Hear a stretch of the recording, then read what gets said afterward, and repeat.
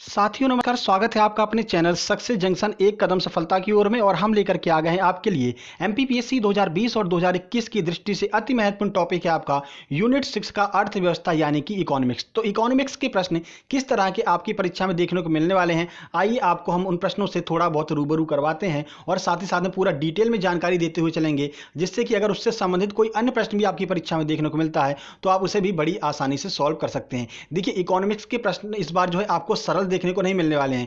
Paper जो है अच्छे लेवल का ही देखने को मिलने वाला है, क्योंकि एग्जाम पोस्टपोन्ड हो गया है। तो उसी लेवल को बेस बना करके हम आपके लिए इन प्रश्नों को लेकर के आए हैं। मॉडरेट लेवल के प्रश्न होंगे, थोड़े से टफ भी प्रश्न होंगे, तो आपको वीडियो को बीच में छोड़ करके नहीं जाना है, वीडियो को लास्ट तक देखना है। आपको बहुत अच्छी जानकारी इकोनॉमिक्स के संबंधित जो है इसमें मिलने वाली है। चलिए शुरुआत करते हैं, आगाज करते हैं आज के सेशन का और देखते हैं पहला प्रश्न क्या आ रहा है। और आपको 1 से लेकर के 10 तक नंबर डाल लेने हैं। जितने भी नंबर आपके आते हैं, हर एक प्रश्न के सामने आपको एक नंबर देते जाना है, जो भी आपका सही होता जा रहा है। गलत के सामने 0 नंबर, और लास्ट में कमेंट करके आपको बताना है कि आपके कितने प्रश्न सही निकले। और सही जितने भी आपको फैक्ट यहां पर मिलते जा रहे हैं उनको उसी प्रश्न के आगे आपको नोट डाउन करते जाना है, जिससे कि रिवीजन के समय में वो आपके काम आ सके। तो चलिए शुरुआत करते हैं, पहले प्रश्न की ओर चलते हैं। देखिए पहला प्रश्न, तो भारतीय रिजर्व बैंक अधिनियम 1934 के वर्तमान प्रावधानों के अनुसार आरबीआई द्वारा जारी किए जा सकने वाले नोटों का उच्चतम मूल्य क्या है। तो ये तो होगी टेक्निकल लैंग्वेज। देखिए सीधे सीधे आपसे ये पूछ रहा है कि आरबीआई कितने रुपए का अधिकतम नोट जारी कर सकता है। ऑप्शन है 5000, ऑप्शन बी है 2000, ऑप्शन सी है 10,000 या फिर ऑप्शन नंबर डी है इनमें से कोई नहीं। चलिए आंसर देख लेते हैं, फिर आपको इस प्रश्न के बारे में कुछ जानकारी देते हैं। देखिए, तो इसका सही आंसर है सी, यानी कि 10,000 से अधिक का नोट आरबीआई नहीं छाप सकता है। देखिए, भारतीय रिजर्व बैंक अधिकतम 10,000 रुपए का नोट छाप सकता है। रिजर्व बैंक के अनुसार भारत हर साल 2,000 करोड़ रुपए की करेंसी नोट छापता है, जिसकी 40% जो लागत है वो कागज पर और स्याही के आयात में चली जाती है। क्योंकि जो नोट वाले कागज होते हैं वो हमारे यहाँ नहीं होते हैं, इनको हम आयात करते हैं। और कहाँ से आयात करते हैं, तो जापान, जर्मनी और ब्रिटेन जैसे देशों से हमको जो है नोट के कागज को आयात करना पड़ता है। तो लगभग 40% जो हमारी इनकम होती है वो नोट के आयात में चली जाती है। ठीक है, चलिए आगे बढ़ते हैं, अगले प्रश्न की ओर चलते हैं। देखिए, तो एनपीए का पूर्ण रूप क्या है। देखिए, इकोनॉमिक्स से ज्यादातर प्रश्न जो है वो फुल फॉर्म के बनते हैं। ठीक है, तो आपसे एनपीए का फुल फॉर्म पूछ रहा है। एनपीए का फुल फॉर्म क्या है। ऑप्शन है non profit asset, option B है non performing asset, option C है नॉट प्रॉफिट एसेट या फिर ऑप्शन नंबर डी है इनमें से कोई नहीं। तो एनपीए का फुल फॉर्म बताएंगे और एनपीए को सरल भाषा में समझाएंगे आपको कि एनपीए क्या होता है, और इसी में आपको सीआरआर भी समझ में आ जाएगा। तो चलिए देखते हैं, पहले आंसर देख लेते हैं। सही आंसर भी, यानी कि नॉन परफॉर्मिंग एसेट जो है वो एनपीए का फुल फॉर्म होता है। अब चलिए एनपीए के बारे में आपको कुछ जानकारी देते हैं। देखिए, तो एनपीए का पूर्ण रूप होता है नॉन परफॉर्मिंग एसेट। ठीक है, इसका अर्थ है बैंकों द्वारा लोगों को दिए गए ऋण में से उस ऋण का कितना हिस्सा वापस आया, यही आपका एनपीए कहलाता है। ठीक है, और सबसे ज्यादा एनपीए किसका है, तो सबसे ज्यादा एनपीए एसबीआई बैंक का है। देखिए, देश का सबसे बड़ा वाणिज्यिक बैंक कौन है, तो एसबीआई है। तो सबसे ज्यादा उधार कौन देगा, तो एसबीआई ही देगा। और सबसे कम उधार किसका लौट कर भी आएगा, तो वो भी एसबीआई का ही लौट कर आएगा। तो कुल मिलाकर के एनपीए क्या होता है कि जितना भी हमने उधार दिया, मान लीजिए बैंक ने किसी को 10,000 करोड़ रुपए जो है एक साल में वितरित किए, ठीक है, और 10,000 करोड़ रुपए में से 5,000 करोड़ रुपए ही वापस आ पाए, बाकी के 5,000 करोड़ डूब गए, तो जो डूबे हुए पैसे हैं उनको हम एनपीए कहते हैं, यानी कि नॉन परफॉर्मिंग एसेट। यानी उन पैसों ने कोई परफॉर्म नहीं किया, यानी कि ना तो उनका ब्याज लौट करके आया और ना ही वो पैसे लौट करके आए, तो इन पैसों को एनपीए में काउंट किया जाता है। और भारत में सबसे ज्यादा एनपीए किस बैंक का है, तो स्टेट बैंक ऑफ इंडिया का सबसे ज्यादा एनपीए है। ठीक है, चलिए आगे बढ़ते हैं, प्रश्न नंबर 3 की ओर चलते हैं। देखिए, प्रश्न 3, निम्नलिखित में से किसने भारतीय रुपया प्रतीक चिन्ह को विकसित किया है। जब आज आप उन देखते हैं कि भारतीय रुपये का जो रा लिखा रहता है उसमें बीच में क्रॉस रहता है, लाइन खींची रहती है, तो उसको किसने विकसित किया था, यही आपसे पूछा जा रहा है। ऑप्शन है अश्वनी राय, ऑप्शन बी है उमेश कुमार, ऑप्शन सी है डी उदय कुमार या फिर ऑप्शन नंबर डी है ए के पाल। चलिए आंसर देख लेते हैं। सही आंसर सी, यानी कि डी उदय कुमार ने रुपए के नए प्रतीक चिन्ह को विकसित किया है। आइए कुछ जानकारी आपको देते हैं इस प्रश्न के बारे में। देखिए, डी उदय कुमार ने भारतीय रुपए के प्रतीक चिन्ह को 2010 में डिजाइन किया। उनकी डिजाइन को 5 सूचीबद्ध प्रतीकों में से चुना गया।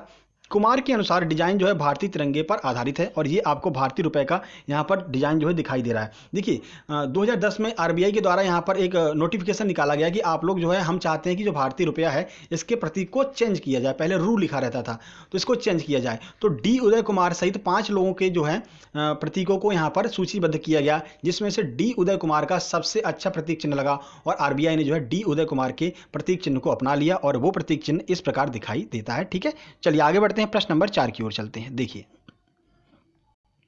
भारतीय रेलवे का डीजल लोकोमोटिव वर्क्स निम्नलिखित में से किस शहर में स्थित है? कई बार यह प्रश्न पूछा गया है एमपीपीएससी के ही द्वारा। ऑप्शन है वाराणसी, ऑप्शन बी है चेन्नई, ऑप्शन सी है मुंबई या फिर ऑप्शन नंबर डी है झांसी। तो कहां पर डीएलडब्ल्यू स्थित है, यानी कि डीजल लोकोमोटिव वर्क्स कहां पर स्थित है? चलिए आंसर देख लेते हैं।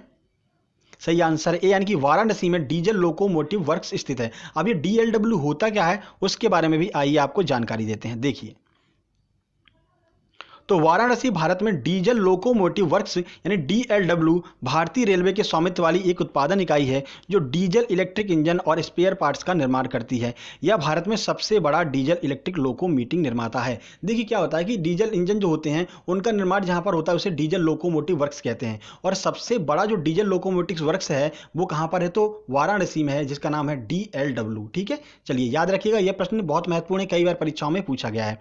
चलिए आगे बढ़ते हैं, प्रश्न नंबर 5 की ओर चलते हैं। तो ये आ गया आपका एनडीटीएल। हाँ जी, एनडीटीएल का फुल फॉर्म बताएंगे, एनडीटीएल का अर्थ क्या होता है, और इसी के साथ ही साथ में आपका सीआरआर भी क्लियर हो जाएगा एनडीटीएल के साथ में। देखिए, तो एनडीटीएल का फुल फॉर्म क्या होता है? ऑप्शन है net demand time locality, option B है नेट डे टाइम लोकेलिटी, या फिर ऑप्शन नंबर सी है नेट डिमांड टाइम लाइबिलिटी, या फिर इनमें से उपरोक्त सभी। चलिए आंसर देख लेते हैं। सही आंसर यानी कि नेट डिमांड टाइम लाइबिलिटी जो है वो एनडीटीएल का फुल फॉर्म होता है। तो चलिए एनडीटीएल के बारे में आपको कुछ जानकारी देते हैं। देखिए, तो एक निश्चित समय में बैंक द्वारा प्राप्त कुल आय को एनडीटीएल द्वारा मापा जाता है। देखिए, अब जैसे कि एक दिन की आय है, मान लीजिए बैंक ने एक दिन में 100 रुपए कमाए, ठीक है, तो वो 100 रुपए जो है वो दिन भर का एनडीटीएल हो जाएगा बैंक का। और सीआरआर क्या होता है? तो जो बैंक आरबीआई होती है, आरबीआई कुछ प्रतिशत डिसाइड कर देती है। जैसे कि वर्तमान में 4% सीआरआर चल रहा है, तो दिन भर जितना भी आरबीआई जितना भी बैंक ने कमाया है, मान लीजिए एसबीआई ने दिन भर में 100 रुपए कमाए हैं, तो 100 रुपए का जो 4% यानी कि 4 रुपए हैं वो आरबीआई के पास में जमा करने होंगे। इसे ही सीआरआर कहते हैं, यानी कैश रिजर्व रेशियो कहते हैं। ठीक है, तो एनडीटीएल का कुछ प्रतिशत जो है वो आरबीआई को देना होता है, उसे ही हम सीआरआर कहते हैं। ठीक है, चलिए आगे बढ़ते हैं, प्रश्न नंबर 6 की ओर चलते हैं। एनडीटीएल भी आपको समझ में आ गया, एक निश्चित समय में बैंक द्वारा प्राप्त कुल आय एनडीटीएल कहलाती है, और एक दिन में जितना भी एनडीटीएल होता है उसका कुछ प्रतिशत आरबीआई को देना होता है, वही आपका सीआरआर कहलाता है। ठीक है, वर्तमान में सीआरआर की रेट 4% है। चलिए आगे बढ़ते हैं, प्रश्न नंबर 6 की ओर चलते हैं। देखिए, तो प्रश्न नंबर 6, अर्थशास्त्र के सिद्धांत पुस्तक के रचयिता कौन है? तो एक पुस्तक है अर्थशास्त्र के सिद्धांत, इसके रचयिता कौन है? आपसे राइटर जरूर पूछे जाते हैं, एक ना एक राइटर जो है आपके एग्जाम में देखने को मिलता है। ऑप्शन है अल्फ्रेड मार्शल, ऑप्शन बी है मिल्टन फ्रीडमैन, ऑप्शन सी है जे.एस. मिल, या फिर ऑप्शन नंबर डी है एम.एस. स्वामीनाथन। चलिए आंसर देख लेते हैं। सही आंसर ए, यानी कि अल्फ्रेड मार्शल की इस पुस्तक का नाम है, क्या नाम है पुस्तक का? देख लीजिए, अर्थशास्त्र के सिद्धांत जो है वो अल्फ्रेड मार्शल की पुस्तक का नाम है। चलिए कुछ जानकारी देते हैं आपको इस पुस्तक के बारे में। देखिए, तो अर्थशास्त्र के सिद्धांत अल्फ्रेड मार्शल की एक पुस्तक का नाम है, जो कि राजनीतिक अर्थव्यवस्था या फिर अर्थशास्त्र की पाठ्यपुस्तक है।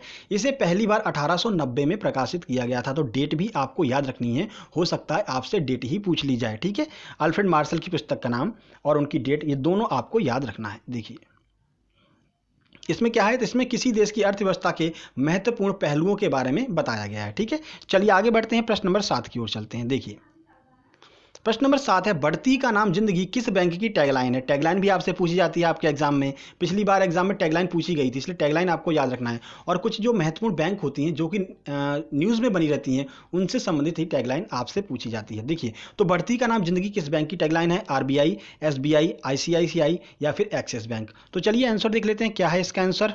सही आंसर है डी, यानी कि एक्सिस बैंक की टैगलाइन है बढ़ती का नाम जिंदगी। चलिए एक्सिस बैंक के बारे में पूरी जानकारी आपको दे देते हैं। देखिए, बढ़ती का नाम जिंदगी एक्सिस बैंक की टैगलाइन है। इस बैंक की स्थापना 1983 में यूटीआई के नाम से की गई थी। तो यूटीआई का फुल फॉर्म भी आपको याद रखना है, यूनिट ट्रस्ट ऑफ इंडिया के नाम से जो है एक्सिस बैंक की स्थापना की गई थी। चलिए वर्तमान मुख्यालय देख लेते हैं, कहां पर है इसका? तो इस बैंक का वर्तमान मुख्यालय मुंबई में है, और वर्तमान अध्यक्ष कौन है? तो अमिताभ चौधरी जो हैं वो एक्सिस बैंक के वर्तमान अध्यक्ष हैं। तो अध्यक्ष भी आपको याद रखना है, आपको ये भी याद रखना है कि इसका जो मुख्यालय कहाँ पर है, और इसकी टैगलाइन भी आपको याद रखना है। और 1993 में यूटीआई के नाम से इसकी स्थापना हुई थी। पूरी जानकारी आपको हम साथ ही साथ में बताते चल रहे हैं, जैसे कोई भी प्रश्न मान लीजिए इससे संबंधित आ जाता है तो आप बड़ी आसानी से ही सॉल्व कर सकते हैं। ठीक है, और वीडियो पसंद आ रहा तो भाई वीडियो को लाइक कर दीजिए। आप लोग लाइक नहीं करते हैं, व्यूज़ तो आ जाते हैं लेकिन लाइक वहाँ पर नहीं आते, तो लाइक जरूर करते चलिएगा, और दोस्तों के पास शेयर भी कर दीजिएगा जो भी यहाँ पर तैयारी कर रहे हैं आपके एमपीपीएससी 2020 और 2021 के एग्जाम की। ठीक है, तो चलिए प्रश्न नंबर 8 की ओर बढ़ चलते हैं। देखिए प्रश्न नंबर 8, तो भारत की राष्ट्रीय आय का अनुमान कौन सा निकाय लगाता है? वित्त मंत्रालय, आरबीआई, एसबीआई या फिर सीएसओ। तो किसके द्वारा भारत की नेशनल इनकम का अनुमान लगाया जाता है, आइए देख लेते हैं आंसर। सही आंसर है डी, यानी कि सीएसओ के द्वारा भारतीय राष्ट्रीय आय का अनुमान लगाया जाता है। अब इस सीएसओ का फुल फॉर्म क्या होता है, सीएसओ क्या है, इन सारी चीजों के बारे में आइए आपको जानकारी देते हैं। देखिए,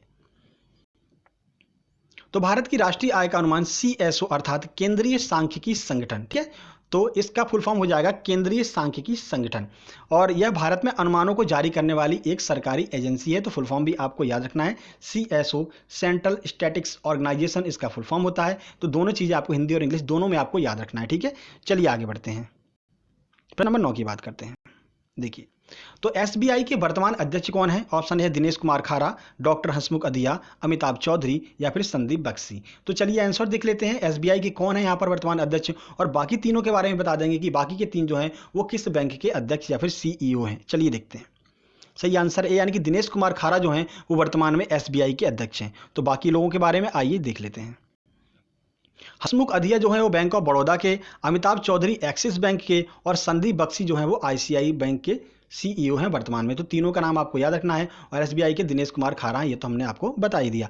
चलिए आगे बढ़ते हैं, प्रश्न नंबर 10 की बात कर लेते हैं। देखिए, बेहतरीन प्रैक्टिस सेट हम आपके लिए लेकर के आ रहे हैं। हर एक यूनिट का प्रैक्टिस सेट आपको देखने को मिलने वाला है, चाहे वो यूनिट 9 हो, 10 हो, 6 हो, 5 हो, 4 हो, हर एक यूनिट का प्रैक्टिस सेट आपको देखने को मिलेगा। और अगर आप और प्रैक्टिस सेट लगाना चाहते हैं तो चैनल के अंदर जाएंगे तो अलग से प्लेलिस्ट बना करके रख दी गई है। यूनिट 9 की अलग से प्लेलिस्ट है, यूनिट 7 की अलग से प्लेलिस्ट है, और ऑल यूनिट करके एक प्लेलिस्ट है जिसमें आपको यूनिट 5, यूनिट 4, 6 सबकी प्लेलिस्ट वहाँ पर, सबकी वीडियो वहाँ पर आपको देखने को मिल जाएगी। और अगर आप चाहते हैं तो हमारा टेलीग्राम चैनल भी ज्वाइन कर लीजिए। टेलीग्राम ऐप पर जाइए, वहाँ पर सर्च कीजिए सक्सेस जंक्शन, तो वहाँ पर आपको हमारा चैनल देखने को मिल जाएगा। उस चैनल को ज्वाइन कीजिए, वहां पर आपको इसकी सारी पीडीएफ और पुरानी सारी वीडियो देखने को मिल जाएंगी, ठीक है। चलिए आगे बढ़ते हैं, साथ ही साथ में आपको बता दें करंट अफेयर की वीडियो रोज सुबह 7:30 बजे हम लेकर के आते हैं। उसको देखना बहुत ज्यादा जरूरी है, क्योंकि वो आपके सभी यूनिट को कवर करती है, और वहां पर आपके लिए एमपी करंट अफेयर भी आती है, स्पोर्ट्स करंट अफेयर भी आती है, और डेली करंट अफेयर भी आती है। तो सारी जानकारी आपको एक ही वीडियो में मिलती है, तो विथ फोटो विथ एनिमेशन के साथ में आपको दिखाई जाती है। तो चीजें आपको हमेशा के लिए याद हो जाएंगी। तो वो वीडियो जरूर देखिएगा। आज भी हमने सुबह 7:30 बजे अपलोड कर दी है 17 मई करंट अफेयर के नाम से, ठीक है। चलिए 10 की बात कर लेते हैं। इनमें से आरबीआई कौन सा कार्य नहीं करता है, चलिए ऑप्शन देख लेते हैं। ऑप्शन ए है बैंकों के बैंक के रूप में कार्य करता है, ऑप्शन बी है मौद्रिक नीति तैयार करना, ऑप्शन सी है विदेशी मुद्रा का प्रबंधन करना, या फिर ऑप्शन नंबर डी है क्षेत्रीय ग्रामीण बैंकों को ऋण प्रदान करना। तो बताइए इनमें से कौन सा काम ऐसा है जो आरबीआई के द्वारा नहीं किया जाता है। चलिए आंसर देख लेते हैं। सही आंसर है डी, यानी कि क्षेत्रीय ग्रामीण बैंकों को ऋण प्रदान करना आरबीआई का काम नहीं है भाई। आरबीआई तो बॉस है, आरबीआई जाकर के क्षेत्रीय ग्रामीण बैंकों को थोड़ी ऋण बांटेगा। तो क्षेत्रीय ग्रामीण बैंकों को ऋण कौन बांटता है, चलिए ये भी देख लेते हैं। देखिए, तो आरबीआई भारत का केंद्रीय बैंक है, यह बैंकों के बैंक के रूप में कार्य करता है, यानी बैंकों को जो है अगर प्रदान करना होता है तो आरबीआई प्रदान करता है। कौन सी बैंकों को, तो जो पब्लिक सेक्टर बैंक है, ठीक है, जैसे कि आपका एसबीआई हो गया, जैसे आपका बैंक ऑफ बड़ौदा हो गया, ओरिएंटल बैंक ऑफ कॉमर्स हो गया, पंजाब नेशनल बैंक हो गया, इनको जो ऋण देता है वो आपका आरबीआई देता है। क्षेत्रीय ग्रामीण बैंकों को कोई और ऋण देता है, कौन देता है आइए बताते हैं। देखिए, और विदेशों से आने वाली मुद्रा का प्रबंधन जो है वो भी आरबीआई के द्वारा किया जाता है। और भारत की मौद्रिक नीति कौन तैयार करता है, तो आरबीआई ही भारत की मौद्रिक नीति भी तैयार करता है। परंतु क्षेत्रीय ग्रामीण बैंकों को ऋण कौन प्रदान करता है, तो नाबार्ड नाम की एक संस्था है जो क्षेत्रीय ग्रामीण बैंकों को ऋण प्रदान करती है, ठीक है। तो याद रखिएगा, आरआरबी को कौन ऋण देता है, तो आरआरबी को नाबार्ड नामक जो संस्था है वो यहाँ पर ऋण देती है, ठीक है। चलिए, तो ये आपके महत्वपूर्ण 10 प्रश्न थे जो हमने यहाँ पर आपको करा दिए। आपके इकोनॉमिक्स से संबंधित, इकोनॉमिक्स का ये दूसरा वीडियो है, इससे पहले एक वीडियो हम लेकर के आ चुके हैं, तो वो वीडियो भी आप देख लीजिएगा। इकोनॉमिक्स के जितने भी आपके प्रश्न बनेंगे वो हमारे प्रैक्टिस सेट से बाहर नहीं जाने वाले हैं, ठीक है। लगभग 4 से 5 प्रश्न आपके बनते हैं इकोनॉमिक्स के, तो वो प्रश्न बाहर नहीं जाएंगे, इतना हम आपको मतलब दावा करते हैं, ठीक है। तो जल्दी हम आपकी लगातार वीडियो लेकर के आएंगे, लगातार प्रैक्टिस सेट लेकर के आएंगे। हर एक यूनिट का प्रैक्टिस सेट हम आपके लिए डेली लेकर के आते हैं। आज सुबह हमने 17 मई करंट अफेयर के नाम से यहाँ पर वीडियो अपलोड कर दी है, जिसमें आपकी एमपी करंट अफेयर है, स्टैटिक जीके है, डेली करंट अफेयर है। ये सारी करंट अफेयर की चीजें आपको एक ही वीडियो में देखने को मिलने वाली हैं। तो वो वीडियो जरूर जाके देख लीजिएगा। जैसे ये वीडियो खत्म हो, इस वीडियो के नीचे या फिर आप चैनल के अंदर जाएंगे तो दूसरे नंबर की जो वीडियो होगी वो 17 मई करंट अफेयर के नाम से होगी। तो वो वीडियो जरूर देखिएगा, आपके लिए बहुत ज्यादा महत्वपूर्ण है। आपका यूनिट 8 वो वीडियो कवर करेगी। यूनिट 8 में आपसे जो है करंट अफेयर के प्रश्न पूछे जाते हैं, स्पोर्ट के प्रश्न पूछे जाते हैं, तो वो सारे प्रश्न आपको इस डेली करंट अफेयर वाली वीडियो में मिल जाएंगे। रोज सुबह 7:30 बजे आती है, तो जरूर देखिएगा। चलिए जल्दी ही मिलते हैं कल सुबह वाली वीडियो में, तब तक के लिए नमस्कार, धन्यवाद।